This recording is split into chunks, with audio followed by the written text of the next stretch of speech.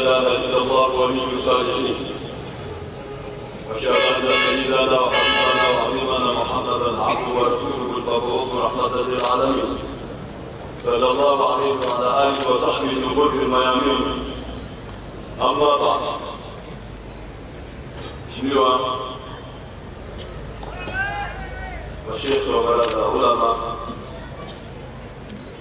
Sheikh Ali Muhyiddin Gorogori, Sheikh Jongo Hamid Masud, Mheshimiwa Sheikh wa Mkoa wa Dar es Salaam na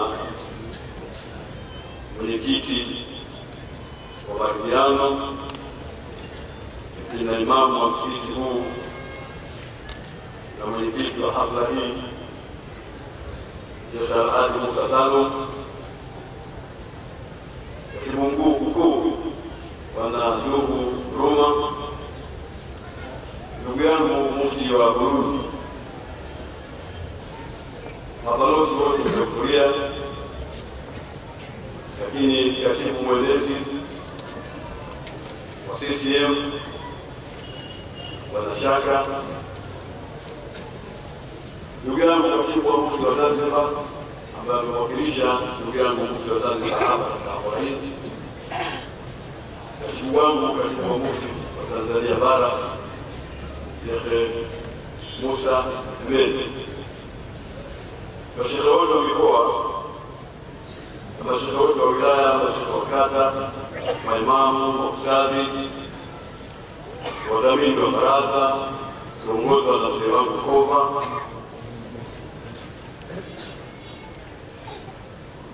mashekhe mbalimbali,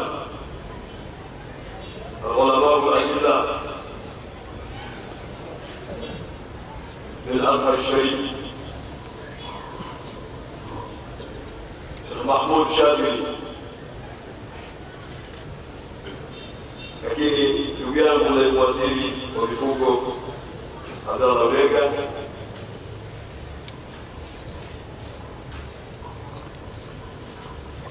Zembatia, balozi wengine wameondoka kwa Komoro na balozi wengine,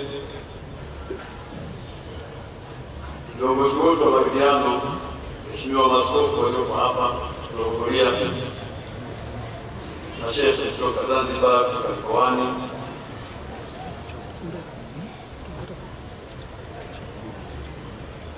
wenye viti wote wa CCM waliohudhuria, kwa kweli wageni wengi sana, Mama Shamil Khan, waliapa kina mama wote, niruhusu tu niseme assalamu alaykum wa rahmatullahi wa barakatuh.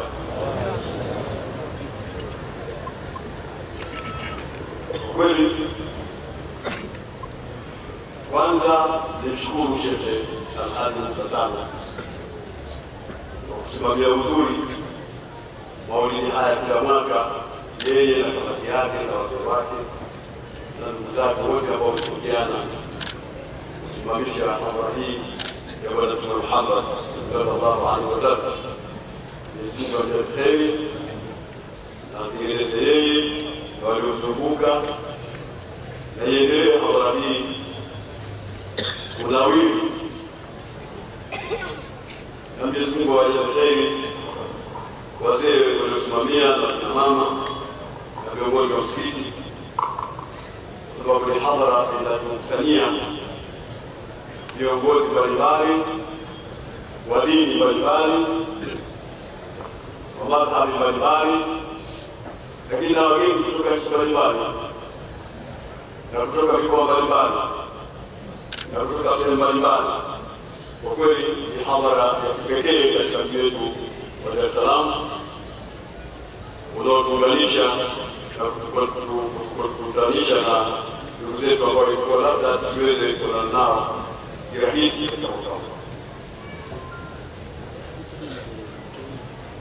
Hii ni hafla ya Mtume Muhammad, maana yake kukusanyika sio kumsifu tu, sio kumsifu tu, ni kuja maana kuu ya kuhudhuria kuzijua habari za Mtume. Mtume alikuwa alikuwa ni mwenye tabia nzuri. Mtume sallallahu alaihi wasallam alikuwa anaishi na watu wa namna mbalimbali. Alikuwa anaishi na watu wa namna mbalimbali. Alikuwa akiongoza Waislamu na hata ambao walikuwa si Waislamu. Ameishi na watu wa dini nyingine kwa uzuri. Hizi ndio habari ambazo tumekuja kukusanyia hapa leo. Sikumsifu kwa Mtume wetu. Maulidi pamoja na kujua historia ya Mtume sallallahu alaihi wasallam ameishije katika ulimwengu huu. Mtume ameishi kama namna ambayo tunaonyesha mfano, kuweza kuwakusanya watu wa kabila mbalimbali kutoka katika mikoa mbalimbali, kutoka katika nchi mbalimbali na watu wa dini mbalimbali. Leo tumekusanyika hapa itibaan li Rasulillah sallallahu alaihi wasallam, kwa kufuata Mtume ndivyo alikuwa ameishi. Mtume katika swala hili la kuishi na watu wa dini nyingine na watu wa aina nyingine, yalikuwa ni mambo yake sana. Alikuwa na maamiliano, alikuwa na matendeano, akiamiliana na watu wa dini nyingine na watu wa sampuli nyingine, Mayahudi, Manaswara, mpaka mushriki Makka ameishi nao vizuri. Na wengine alikuwa na karahani hata kujaka wale sio Waislamu kabisa. Kuonesha namna gani inatakiwa mtu aelewe kuna haki ya Uislamu na kuna haki ya binadamu, kuna haki ya kijamii, lazima uelewe. Kwa hiyo akishangaa mtu kwa nini kusanyika hapa, na kwa nini maaskofu wameitwa, na kwa nini watu wengine wamekaribishwa nao, ndivyo Mtume alikuwa akifanya. Mtume sallallahu alaihi wasallam amepata kuwakaribisha msikitini watu wasiokuwa watu wa dini, na ilifikia mpaka mahala wakataka wao wafanye ibada zao. Mtume akawaruhusu wakafanya. Kuna maamiliano ya bora kuliko hayo, akawaruhusu wakafanya. Nini? Akakusali kwa salini wakafanya. Sayyidina Umar radhiallahu ta'ala anhu, mmoja katika masahaba wakubwa wa Mtume Muhammad sallallahu alaihi wasallam, ambaye alishuka aya kusapoti rai yake, ni mtu mkubwa sana. Alishuka aya kusapoti rai yake, kuifuata, si mtu wa mchezo. Amewahi kuingia katika majumba ya ibada za wasiokuwa Waislamu, na ukafika na hiyo akafanya ibada, akaomba mtafadhali wakafika, akafanya bila wewe sasa, akasogea mbele kidogo karibu na mlango, akaswali. Tena Umar ibn Khattab radhiallahu ta'ala anhu, ili kuonesha namna ya maamiliano, matendeano ambayo ndio yenye kujenga mapenzi na mvuto. Utampataje mtu kama huna maamiliano naye mazuri? Sio habari za Mtume sallallahu alaihi wasallam na masahaba zake.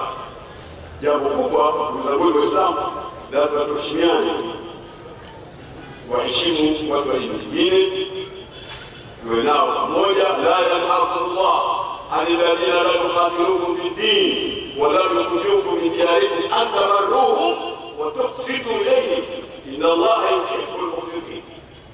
Maneno ya Mungu subhanahu wa ta'ala, Mungu hajakataza waamiliana nao kwa wema, muda wa kuwa hana mambo bila watenda wema, kufanya uadilifu na wao, kukaa na wao pamoja. Mungu hajakataza, Qur'ani inatuambia, tunafundishwa. Na nimeeleza Mtume sallallahu alaihi wasallam afanyaje hapa, kuonesha namna gani watu wanaweza kuishi. Tanzania ni nchi ya amani, nchi ya kupendana, nchi ya mahaba, nchi ya uadilifu, kimbilio la nchi nyingine zote, kimbilio lao ni hapa. kwa sababu ya amani inayopatikana, kwa sababu ya mambo kama haya. Tunaamiliana pamoja, tuko pamoja, tunaendesha mambo pamoja, tunasimamia amani. Na amani ni jambo muhimu katika kila jambo. Jambo la kwanza mtu ni amani. Amani lazima isimamiwe. Ni wajibu wa viongozi wa dini kusimamia amani na usalama, kuhakikisha kwamba nchi inabaki kuwa na amani. Na watu wa dini na viongozi wa dini ndio wenye wajibu,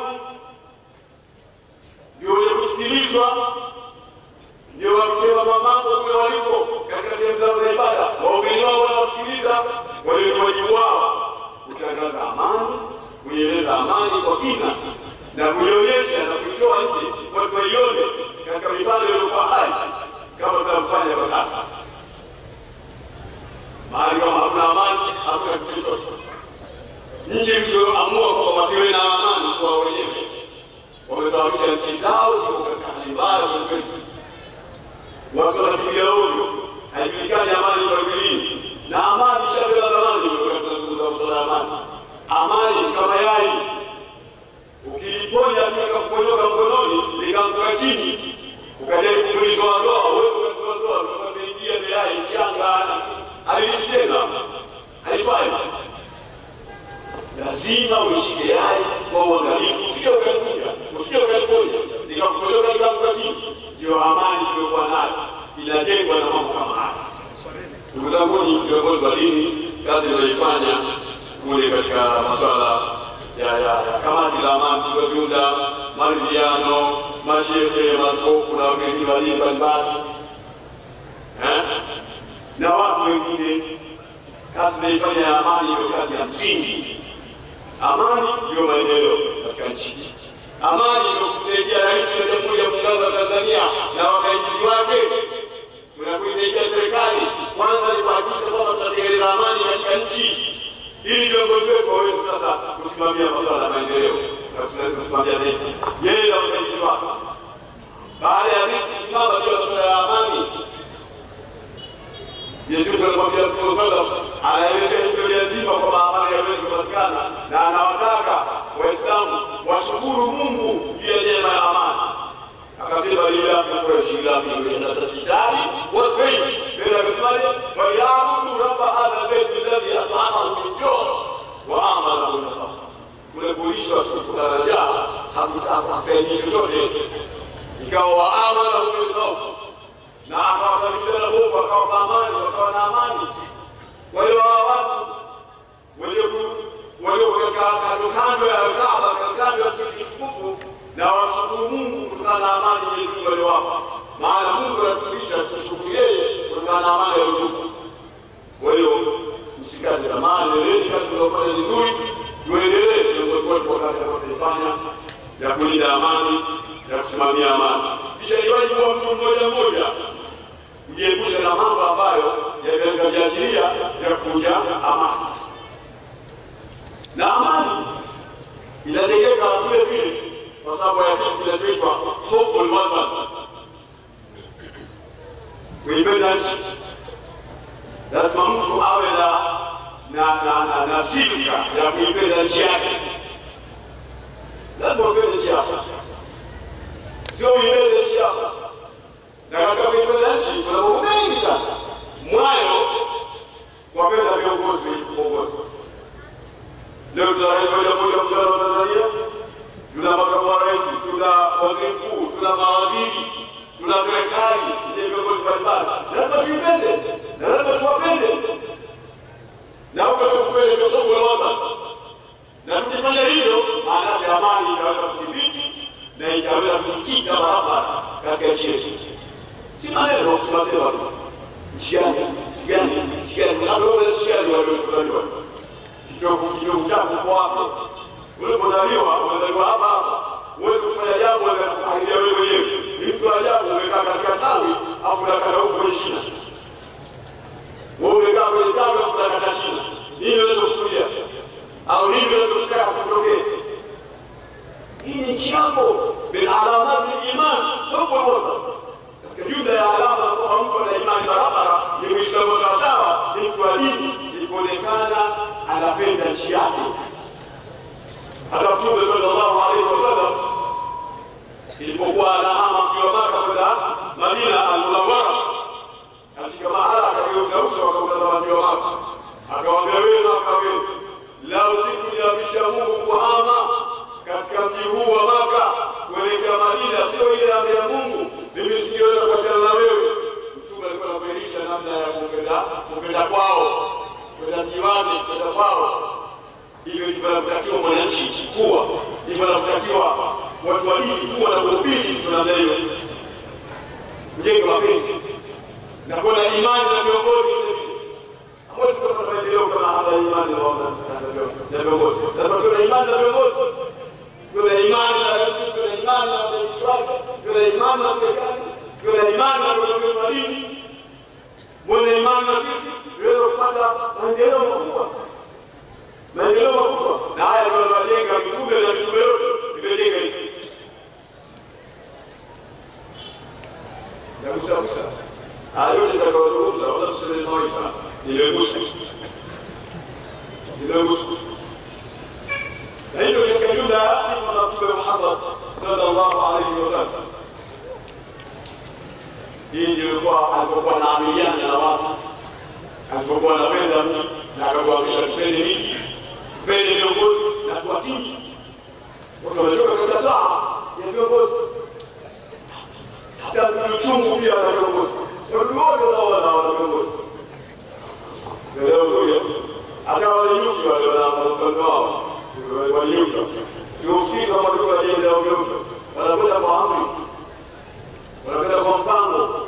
Na katika wadudu ambao wanapata wao nyuki, lakini kiongozi wao ndio anaongoza wenzake. Sisi ni vichungu. Wadudu yote wote, kila mmoja na kiongozi wao. Ndio Mungu akawaambia walikuni qaumin hada, wana kila watu kiongozi wao. Muujiza mkubwa wilaya ya Jamhuri ya Muungano wa Tanzania Mama Samia Suluhu hapa kwa hilo bila huyo kiongozi wote huyo wewe kujitokeza brother, na ukijitokeza kuchagua wewe mtu kachaguliwa na Mungu. Wanapoka yafahamu kwa yashau ya taa, na Mola wako aumba atakacho na anachagua atakacho yeye. Hakuna mtu anaweza kufanya fulani au fulani au na fulani bila Mungu kutaka. Wa matashauri illa an yasha Allah rabbul alamin. Mungu anasema shia yake kisha mtu anakuwa kwa sababu fulani. Ndio Yesu Mungu amemtaka rais wa Jamhuri ya Muungano wa Tanzania.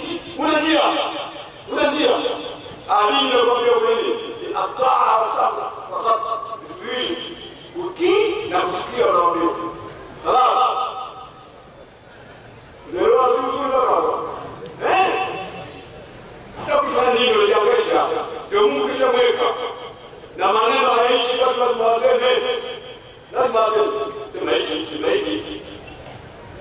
Tunaomba viongozi wetu watusikie maneno wao waendelee na shughuli zao za kuongoza. Na nini viongozi wa dini kadhalika waendelee.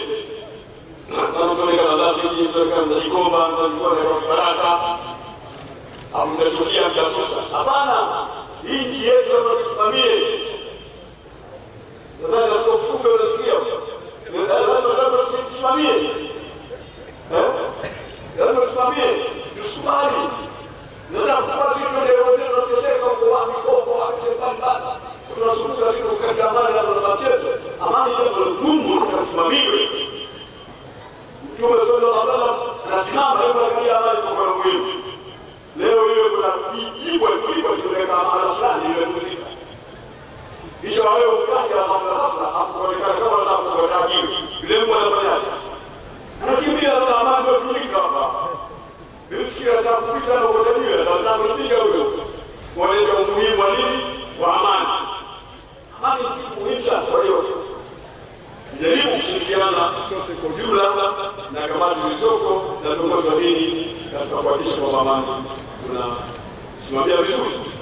Ikiwa ni pamoja na kuipenda nchi yetu, ikiwa ni pamoja na kuwatii viongozi wetu na kuwapenda. Wengine ambao tutakushia ni juu ya madini ambayo tunazungumza kidogo. Imeingia baada ya kusikia mheshimiwa Shaka katibu mwenezi wa Chama cha Mapinduzi. akahusiana na maadili yalivyokuwa na mmomonyoko. Mmomonyoko ulikuwa mkubwa sana wa maadili. Mtume sallallahu alaihi wasallam kuja kwake hapa amekuja kufundisha maadili. Yeye ni mtu wa maadili, amekuja kufundisha tabia nzuri, watu waelewane, watu wapendane, hakuna kudhalilisha, hakuna kudhalilisha mwanamke, wala kudhalilisha mtoto, wala kudhalilisha mnyonge, wala kudhalilisha mfukara. Uislamu unakuja kuweka sawa. Mwanamke ana nafasi yake kubwa, mwanamke ana nafasi kubwa. Katika Qur'ani kuna sura 114, lakini hakuna sura Rijal, kuna sura Nisa kwa sababu ya umuhimu wa wanawake. Sura ile kueleza habari nyingi tu, zikakushia kidogo habari za wanawake. Alafu ile sura ikapata utukufu wa kutarajiwa kila na sura Nisa, kuonesha umuhimu wa wanawake. Mwanamke mmoja ni kama watu 1000 wanasema wanazote. Atokea mtu anadhalilisha mwanamke, أن لأهلي وعلى أن تفضل لأهلي ما أكرم النساء إلا كريم وما أهانهن إلا لئيم. Haki muhimu sana. Mtume alikuwa anaheshimu wanawake, akawakuta kama rafiki. Mtume sallallahu alaihi wasallam anasema huyu ni mtu mkutano huyu, mwenye kuheshimika. Na anayewateza na kuwadharau kwa chochote, akawadhalilisha, huyu ni mtu duni. Ana maana yote. Na watoto watakuwa kuangaliwa na kutunzwa na kulelewa na kufundishwa maadili mbalimbali. Huo ndio Uislamu ambao unafundishwa na dini ya Mtume Muhammad na mitume yote iliyopita huko nyuma. Nyingine za kugusia kama kueleza watu wakae tu attention. Kuna mambo yanakuja baadaye ya mambo ya sensa. Mambo ya sensa atakapofika wakati wake, basi ndio tayari tumeandikisha ile sensa. Ili tupatuelewe kwa ngapi, tunatakiwa tupate madawa kiasi gani, tunatakiwa tupate chakula kiasi gani. Hayo mambo lazima tuelewe. Kuna watu wanapata sensa, sio kakaribia kwa sensa. Na hakuna mtu kusema kitu hivi. Wewe mtu gani ndio unasema wewe mtu sio huyo. Ndio mwingine brother. Wewe sio wewe. Sio sensa. Watu sio sensa. Ameleta mjeshi na kwenda kupigana vita vya Badri, akawajua ni wangapi, wenye nguvu ni wangapi, wanyonge ni wangapi, watakaoweza kutumia mambo ya madawa wangapi, watakaoweza wana farasi wangapi, wanakuda wangapi, wanakamia wangapi. Ikajulikana baada ya sisi. Unasema katika Uislamu na sisi. Wa kulla shay'in ahsaynahu kitaba. Kila kitu kidhibiti kwa kuandika. Lazima kidhibitiwe kitu kwa kuandika, kama tunataka. وأحصى كل شيء عددا. Wewe masala ya dhikri kuna taalamu. Kama hujui tafuta wewe jua wakujulishe. Wala usijitie kujua wakati hujui. Hakuna jambo moja jambo baya sana. Na yule ambaye rajulu la yadi wala yadi annahu la yadi. Fadhaka jabulu laysa bishaka. Fadhaka jabulu fasulu. Hilo ni dhikri jabulu faul ala wadi faul. Ndio kauzana na bwana. Faul jahul jinga. Ndio sio mjinga, jinga. Mjinga ni yule ambaye kwamba hajui anajua vile kama sijui. Anaweza wanazuoni wanaambia hiyo kweli ni nzuri. Faalimu ulishaka. Lakini yeye hajui, alafu amepata bahati mbaya, hapo hajui pia kama hajui. Anakuambishi mtu hiyo. Kila kumwambia kitu anabisha, ndio mama Imam Shafi akasema mimi siwezi kujinga. Siku zote nikibishana na kujinga na shughulini. Imam Shafi rahmatullahi alayhi Muhammad bin Idris Ash-Shafi'i anasema siku zote nikibishana na mtu ambaye ni mjinga na shindwa. Mimi nikibishana na chuoni, anasema hivi, nikibishana na shindwa na chuoni. Tutazungumza kwa adila na hoja. Lakini nazungumza mtu mjinga, bila shindwa mimi. Unaelewa vizuri? Kwa hiyo kufika wakati wake tuiunge mkono serikali yetu, kwa sababu ni bali yetu sisi. Hapa hatuzungumzi kwa sababu kujipendekeza kwenye serikali. La, hasa tunazungumza ukweli wa mambo. Hata sio Waislamu tunataka tujue Waislamu kwa ngapi. Mtafanyaje maendeleo kama familia kwa ngapi? Dar es Salaam Afrika kuna watu wa kiasi gani? Mnahitaji dawa kiasi gani? Mpaka sasa kitu kinachosema sasa.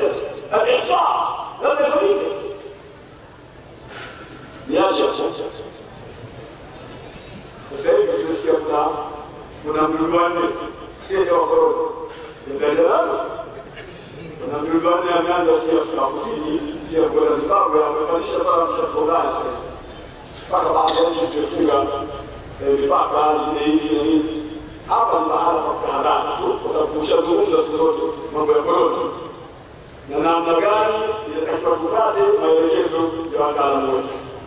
Lakini kwa wale ambao hawajashanja wakashanja, Afrika Uislamu sio jambo baya, sio jambo baya. Sidhani kama utashika hata mmoja, hata ulama wa Azhar wako waulizeni kama watasema kusema vibaya, hakuna tatuini, hakuna mfia.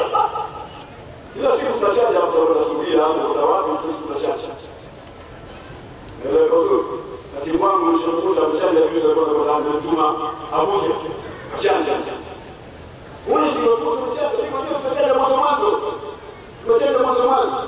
mwanzo tunasikia kwanza mchanja mimi mwenyewe nimechanja